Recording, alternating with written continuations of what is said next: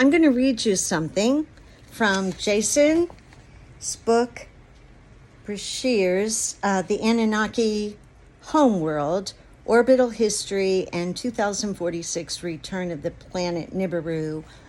And I just wanted to read you a couple paragraphs to give you an idea of what's really going on. All right.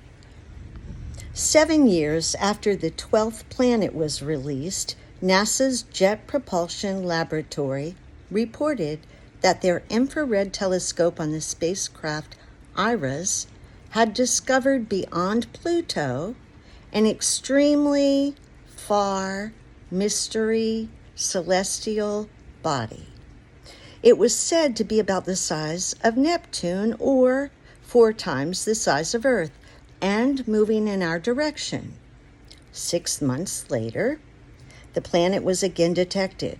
This intriguing discovery was made in the 207th year of the U.S., the sum being half of a cursed Earth period, which is a system itself derived from the orbital longevity of another planet that Sitchin has never written about, that being the planet Phoenix.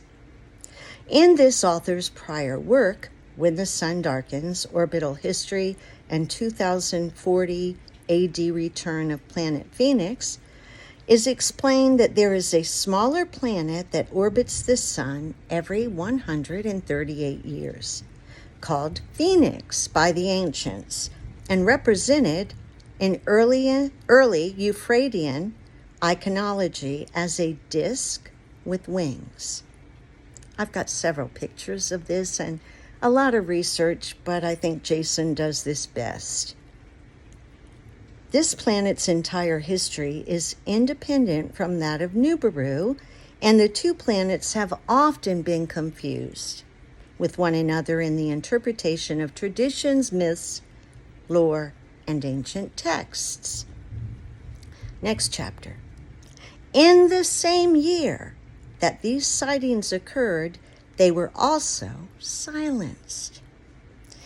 It is this author's contention that what was seen was in fact planet Phoenix, which had reached aphelion in 1971 AD, the furthest orbital distance from the Sun, way out in the Kuiper Belt region. When Archaix picked up the image, Phoenix was already in the 12th year, coming back toward Earth on its highly elliptical orbit to transit between Earth and the Sun in 2040 AD. Though Sitchin and a host of following authors claim this to be the evidence of Niburu, the sighting is actually evidence of Phoenix. As we will see in this work, Niburu does not orbit along the plane of the ecliptic, nor anywhere near it.